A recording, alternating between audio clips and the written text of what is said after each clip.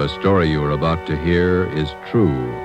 Only the names have been changed to protect the innocent. Fatima Cigarettes, best of all long cigarettes, brings you Dragnet.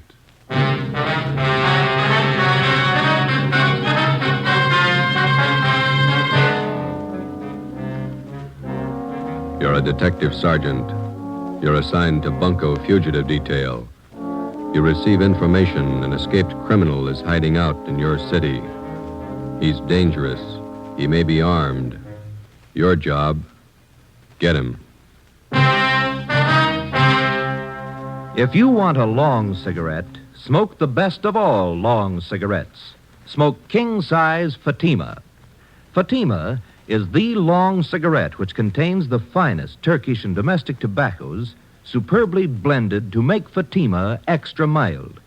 And that's why Fatima has a much different, much better flavor and aroma than any other long cigarette. That's why Fatima has more than doubled its smokers coast to coast. So enjoy Fatima, the best of all long cigarettes. It's wise to smoke extra mild Fatima. It's wise to smoke extra mild Fatima.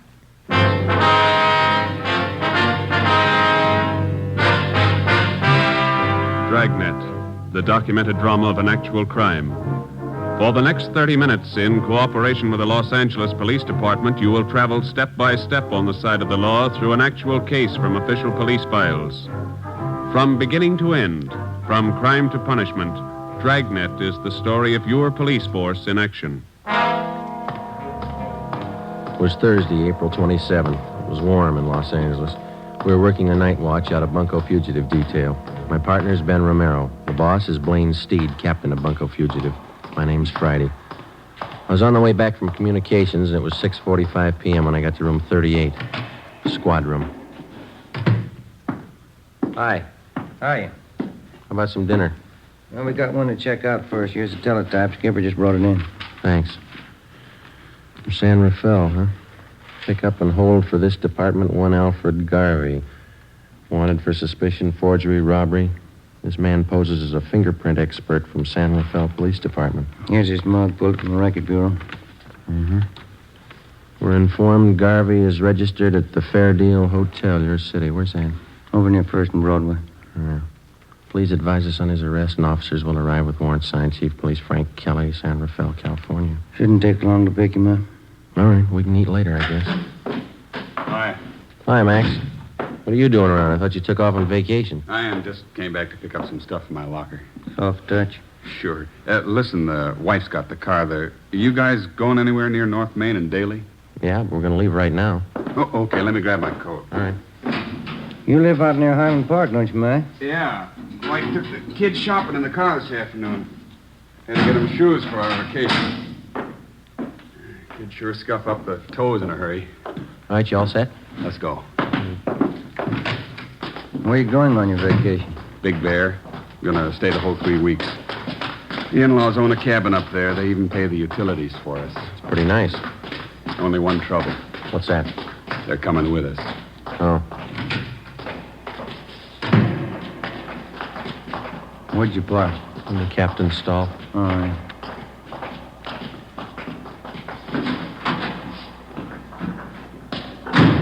All right, in the back. Okay.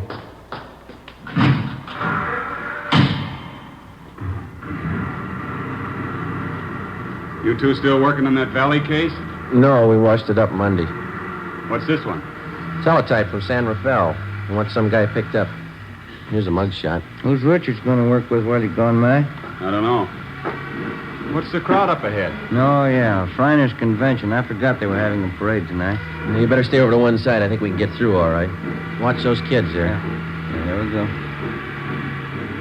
That's the place up ahead, isn't it? Fair deal, yeah. We got to stop by this hotel a minute, Max. You want to wait here? I'll come in.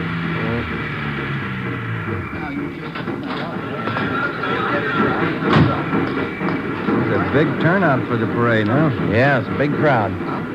Fair Deal Hotel. Look at those rates. 35 cents a day, $2 a week.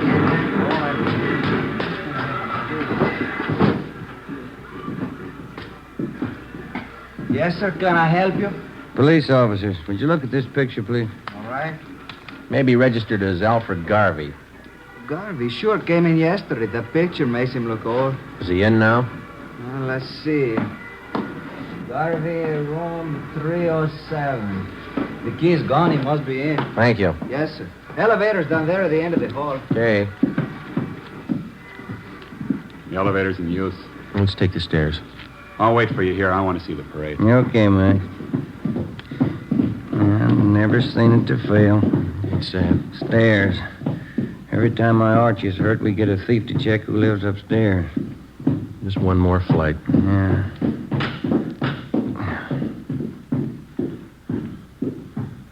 305, 307. Door's open. Let's have a look. Come on. It's empty. Nothing in the closet. Yeah, pretty fast checkout. Came from downstairs. The lobby. Come on. Yep. Come on, hurry up. Hey, stop him! Stop that guy, police! The police! It's Maxwell. Max, are you all right? He went out the door, blue suit. It was Garvey. He shot your friend. Call an ambulance. He ran out the door and shot your friend. Come on, Ben. Call that ambulance, will you? Hey, you. Did you see a man come out of this hotel? What'd you say? Did you just see a man come out of this hotel? That one? I don't know. All right, Ben, you go that way. I'll check up this way. Yeah, right. What's the matter? Watch where you're going, huh? Did you see a man running up this way just now, about my height, blue suit? Huh? No, I didn't see anybody. Did you see anybody? Hey, boy. Yeah, you want a paper, mister? No, listen, did you see a man running by here a minute ago in a blue suit? Well, maybe. I didn't notice it. You want a paper? No. I'm sorry. Sorry, lady. Ben, over here. Yeah. Did you spot him? No, we're gonna need help. All right, come on.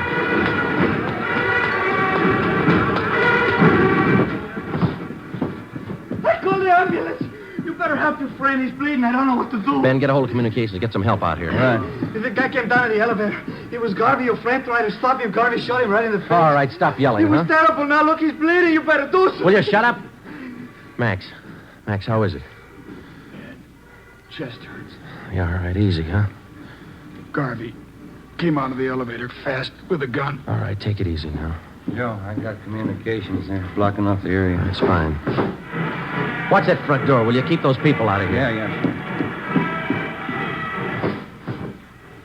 Chest. I'll be here in a minute, boy. Call the wife, Eleanor. Ambulance is here. Yeah, He looks bad. well, he's not going to get any worse. Hmm? He's dead.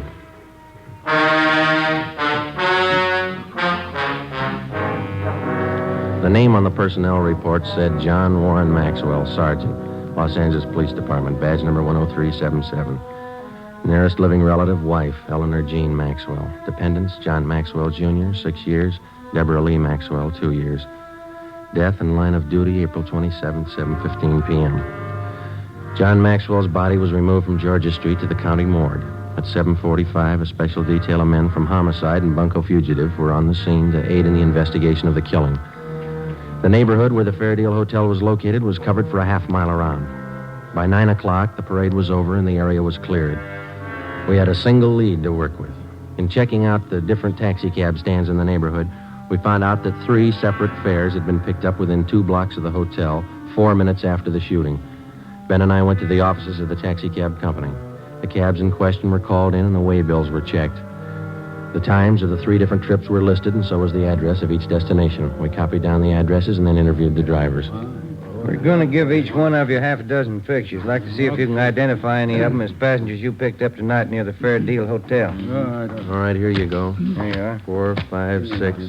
Check them carefully, please. Here are yours right here. Take a good look at each one of them. Huh? Okay, thanks. Now, fellas, take your time. Look them all over real good before you make up your mind. Yeah, here's the one, Sergeant. No mistake. Let me see. Where'd you pick up this man? About a block from the hotel. I drove him to a place on 14th Street. Same address on the waybill. Ben? Yeah? Alfred Garvey. Ben and I, along with Ricketts and Chandler from Homicide, drove out to the 14th Street address, another small transient hotel. The clerk on duty identified Garvey from his mugshot. He said the suspect had called at the hotel at about 7:45 that night and asked to see one of the guests, Mrs. Lorraine Thomas. The clerk said he told Garvey Mrs. Thomas was out, that she hadn't been there for 4 days. Ricketts and Chandler went on stakeout in the lobby of the hotel, and Ben and I went up to the second floor to stake out Mrs. Thomas's room. Friday, 11:25 a.m. Lorraine Thomas returned to the hotel and was taken into custody. We took her to homicide and questioned her for more than an hour. She admitted that she was acquainted with Garvey, but that's all. 1 o'clock. We went to Clifton's cafeteria for lunch. Here, take this tray. Thanks. Silverware? Get here a little earlier, you wouldn't get it. Look at that line running clear out to the street. You were the first one he ran to after the shooting. Oh, Garvey doesn't have many friends in Los Angeles. Maybe that's why he looked me up. I'll have the mixed green salad, please.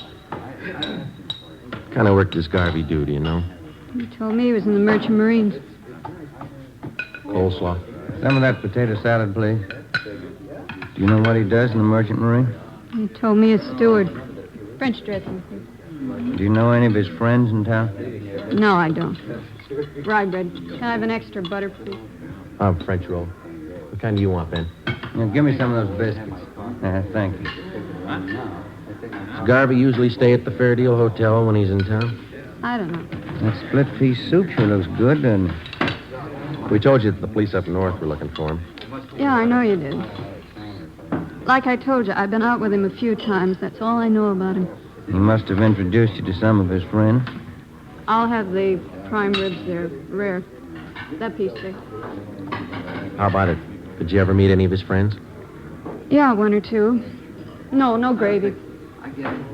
Meatloaf, brown gravy. You remember any of the names of his friends? I just met him, that's all. I don't remember. Let me have a roast turkey. Go kind of heavy on that dressing, will you? Did you ever go out with any of them? No. Why do you think Garvey went to your hotel after the shooting? I don't know. Maybe he figured you'd hide him. I don't know why you should. He killed a man and headed straight for your place. Doesn't make you look too good. I can't help that. I like some of those string beans, please. Miss Thomas, you know it's going to go hard on you if you're holding back information on Garvey. I'm not. Why don't you take some of that summer squash, Joe? It's good for you. Oh, I can't eat that much. When'd you first meet Garvey? About 3 years ago, up in St. Helena. You might as well keep your nose clean. How do you mean? We're going to reach you, Miss Thomas. You might as well tell us all you know.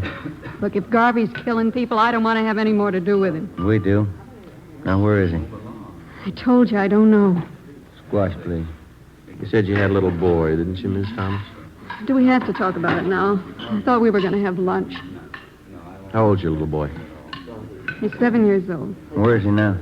He's in school up in San Francisco. Isn't his line going awful slow? It's lunchtime. You know that cop that Garvey killed last night? Mashed potatoes, country gravy. Did you hear what I said? Yes, I know he killed a cop. He had a little boy, too. There's nothing I can do. No potatoes, thanks. Yeah, there's something you can do, Miss Thomas. You can tell us where Garvey is. If I knew, I'd tell you. French fries, please. You're kidding us, Miss Thomas, but we're not going to kid you. You know a lot more about this than you're telling us. Maybe I do, but I'm scared. Who are you afraid of? Look, why can't you count me out of this? I don't want any part of it. You're in all the way. The only way you're going to get out is to tell us what you know. He'll kill me. Suppose something happens to me, nobody's going to worry about my kid. You don't have to worry. He's not going to find out. No dessert, please. They'll both kill me. Both? Who's the other one? Well, what's the use? Trouble, no matter what you try to do, nothing but trouble. Garvey's working with somebody, is that it? His name's Jack Fleming. Yeah? They made me promise to cover for him. Give him a place to hide out whenever the heat was on. Then you know where they are. No, I don't, and that's the truth. Why do they need a place to hide out? You said Garvey killed a cop. What about Fleming? Hey, Joe, you better move along. Oh, I'm sorry. What about Fleming? They're going to pull some jobs. All right, we can skip the dessert. Come on. I'll take a check for all of them. Let's go. What kind of jobs? Where? Hold up. Tomorrow night. Three Kings Liquor Store out in Wilshire. Let's sit down. They're both the same, Garvey and Fleming. They can't hold a gun without using it. Here's the table. Oh, you dropped your tray. I'll get you some more. Don't bother. I'm not hungry anymore.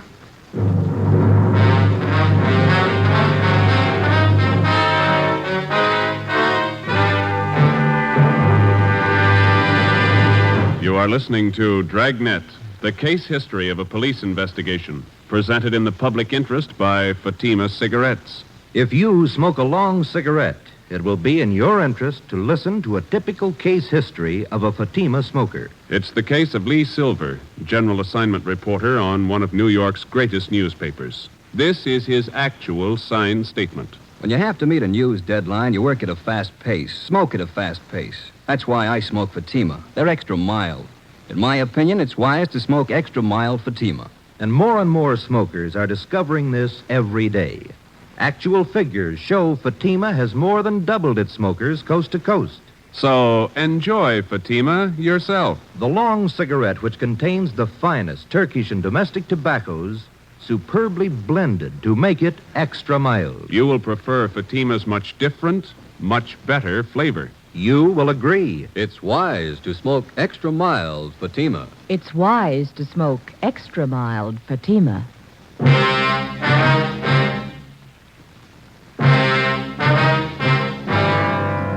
Saturday, April 29th.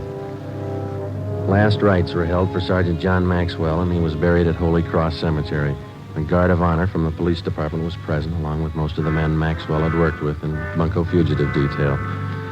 The chief of detectives delivered a short eulogy, and then one of the men from the department band sounded taps over the grave. We got back to the office at noon, checked in at the record bureau. The photocopy room had taken negatives of Garvey's and Fleming's coming out mugs and made duplicates that were distributed to all officers. The stakeouts continued at the Fair Deal and the 14th Street Hotel where Lorraine Thomas was staying. She was put under protective custody. Ben and I, Ricketts and Chandler, went on stakeout at the Three Kings Liquor Store on Wilshire Boulevard. It was a large, modern place, and it did a volume business, especially on Saturday night. Ricketts and Chandler covered the store from the outside. Ben and I were stationed in the supply room at the rear of the place, where we had the main counter and most of the store in full view. We set up a prearranged signal with the clerk on duty, and if and when Garvey and Fleming showed up, the clerk was to accidentally knock an empty bottle off the counter.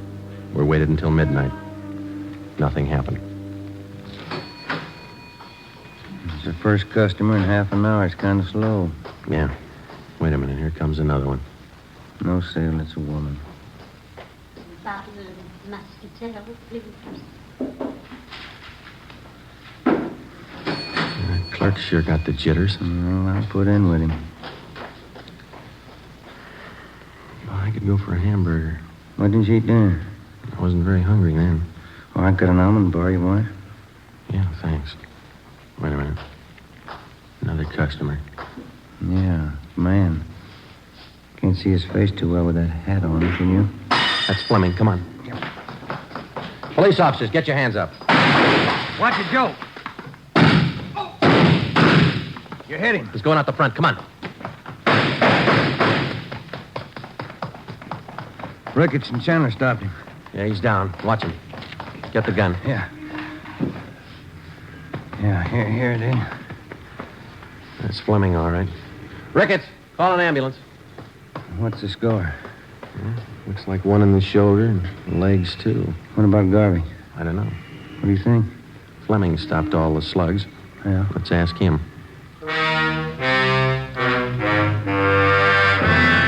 The wounded suspect was treated at Georgia Street Receiving Hospital and then booked into the prison ward at the General Hospital. At 11 a.m. the next day, we questioned him, but he refused to admit that he even knew Alfred Garvey. We re-questioned Fleming for the next 3 days with no results. The stakeouts continued. The search went on. There was no response to our APB. Garvey was still at large. As far as we were concerned, there was only one way to get directly to Garvey, and that was through Fleming. We called on Lorraine Thomas again and asked her that if she'd try to get some information on Fleming, try to get him to talk and to tell her where Garvey was. I'm not even sure if he knows where Garvey's hiding. He must have a good idea. Even if he has, he's not going to tell me. He wouldn't trust me that far. He'll go further with you than he will with us. He won't even give us his name. I'm afraid it's up to you, Miss Thomas. Why can't you let me out of this? Hey, look, figure it this way. You knew about Fleming and Garvey. You knew they were in town. You knew what they were up to. You didn't break your back to save that dead cop's life. Garvey shot him. I didn't. You knew he was a killer. You knew he had a gun. What do you want me to do? Get close to Fleming. Visit him every day till he talks. But he doesn't trust me. I told you. Then get him to trust you, will you? Do favors for him. He wants to contact friends to raise money for a lawyer. Help him do that. Run errands. Do anything for him within reason. Suppose he finds out about the holdup. That I told you about it. He's got a long stretch ahead of him. He won't bother you. They'll kill me if they find out.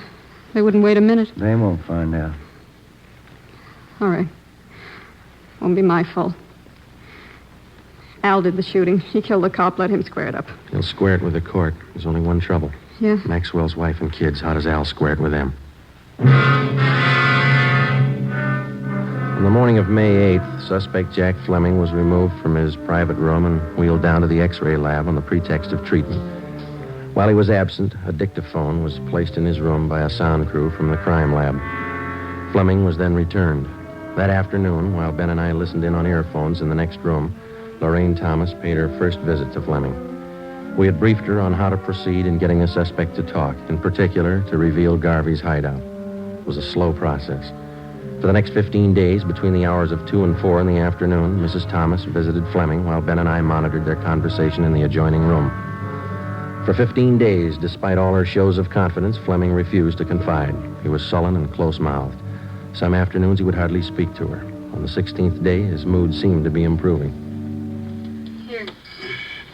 Let me fix that pillow for you, Jack. There. Is that better? Yeah. That's good. Thanks. I got in touch with Dave and Johnny like you asked me to. Huh? What'd they say? Well, they said they could get you the money for the lawyer the day after tomorrow. And Dave said he might be over to see you tonight. Yeah. Oh, that's fine. Once I get a lawyer, I'll stop worrying. I stopped by Danelli's place, too. Pop Royce wasn't there. I'm going back tomorrow to see him. He ought to be able to help. You've been okay, Larry. I won't forget it. Oh, that's what friends are for. Gee, I'm sure sorry you had to get it this way. Forget it. I can give it back where it came from. Say, I brought you some new magazines, a couple of candy bars. Swell. Put them over here near the bed, will you? Yeah, sure. Let me get them for you. There, Jack. See, I'll put them right here on this table. I'll bring you some more tomorrow. Oh, that's fine. You're going to try and see Pop Royce again tomorrow? Yeah, they told me he'd be in around noon for sure. If I don't see him then, I'll keep trying till I do. Yeah, that's it. Oh, listen. There's something else. Sure, Jack. Come here. Hmm? I don't want to talk loud. The cops might have bugged this room. Yeah. All right. A little closer. Okay. Tonight, I want you to go to George's joint, the Blue Moon, down on South Flower. Yeah? And ask for George at the bar. He's usually around from 11 on. Uh-huh. Tell George you've seen me. He'll know it. Then tell him to take you to Al. To take me to Al? Yeah, Al Garvey. George knows the place. Yeah. Okay, Jack. And keep your mouth shut. Don't talk to anybody but George. He knows the place. All right, Jack. They'll help you out. Well? Yeah. It's a long wait. Get paid? Let's go. 10:45 p.m. A detail of 3 cars followed Lorraine Thomas to the Blue Moon Tavern on South Flower Street. We parked down the block and watched her go in. At 15 minutes past 11, she came out with a small fat man in a dark blue suit. They got in a tan-colored coupe and drove south. The cruiser cars, using 3-way radio, tailed the coupe alternately out through the Echo Park area and then back to the starting point at the Blue Moon Tavern. Lorraine Thomas went back into the bar with a man and 20 minutes later came out, caught a taxi, and took it to her hotel on 14th Street. We drove back to the office. It was 5 minutes past 1 a.m. That's it? I get it. Bunko fugitive, Friday. Lorraine Thomas, Sergeant. He showed me the place George did. Where? We drove past it. 1032 Alamo, apartment 3. Is Garvey there now? No. George said he's supposed to be there tomorrow in the afternoon, 5 o'clock. George said I'll have to go alone. Are they watching the place? I think so. Garvey's staying with another man. They got guns. You know where Garvey is now? George wouldn't tell me. We can't afford to tip our hand. How do we know Garvey will be there at 5 o'clock tomorrow? That's just it. We don't. May 9th, 3 p.m. An immediate stakeout was placed at the suspected hideout. A detail of 20 plainclothesmen began filtering into the neighborhood in the vicinity of 1032 Alamo Street. The 3-story apartment house at that address was checked thoroughly and then covered on all sides. Apartment 3 on the first floor was checked out, too. It was registered to a Thomas King, whom the manager identified as Alfred Garvey from his mugshot. To avoid pedestrian casualties, we toured the immediate vicinity between 3 and 4:30 that afternoon, advising residents and storekeepers to clear the street and stay inside. At 4:35 p.m., the men in the detail took up their assigned positions. We waited. Hold that light, will you, Jim? Yeah. Thanks. Awful lot of trouble for that punk Garvey. Be more trouble if he doesn't show. No such luck. Tan coupe coming down the street behind us. Same one we tailed last night. A girl driving. There's 2 guys with him. Yeah, Garvey's one of them. They're pulling up. Ready? Oh, wait a minute. All right, let's go.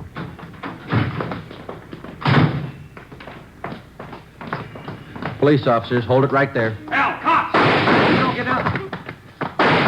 They're behind the car. Throw him in, Garvey. You haven't got a chance. Hell, break for the house! All right, hold it, Ben. That's it. Both of them. Come on.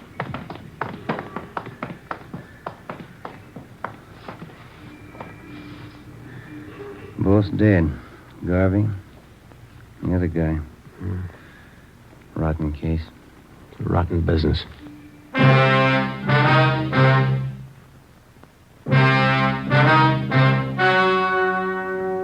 The story you have just heard was true. Only the names were changed to protect the innocent. On August 2nd, trial was held in Superior Court, Department 93, City and County of Los Angeles, State of California. In a moment, the results of that trial. It's amazing how many long cigarette smokers are changing to Fatima. Here is the actual report. From coast to coast, king-size Fatima has more than doubled its smokers. Yes, more and more smokers every day are discovering that Fatima is the best of all long cigarettes. Long cigarette smokers find Fatima has a much different, much better flavor and aroma. Long cigarette smokers find that Fatima is extra mild because it's the long cigarette which contains the finest Turkish and domestic tobaccos superbly blended to make it extra mild. So enjoy extra mild Fatima. Best of all long cigarettes. It's wise to smoke extra mild Fatima. It's wise to smoke extra mild Fatima.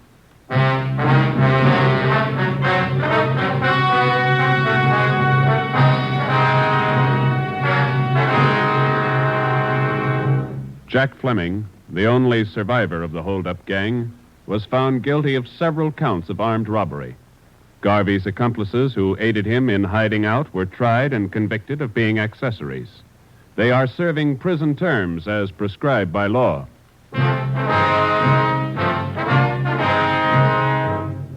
You have just heard Dragnet, a series of authentic cases from official files.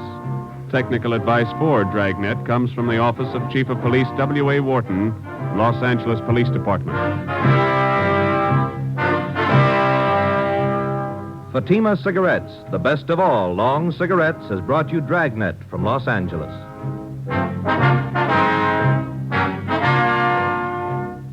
The Halls of Ivy is pleasant listening tomorrow on NBC.